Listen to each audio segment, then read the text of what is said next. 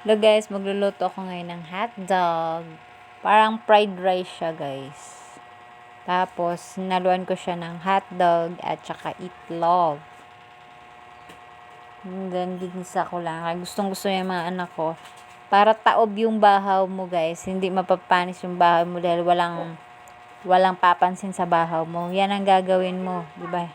Ubos yan guys. Ayan. Hahaluan mo lang siya ng itlog, hotdog. And then, ihalo mo lang yan. Tapos, ilagay mo na yung bahaw mo para siguradong, yan, makakain talaga ng mga anak mo yan.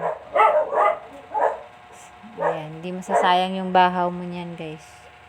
Ayan, guys. Fried rice ang tawag ko dyan. My version. Okay, thank you for watching, guys. Happy eating! Thank you.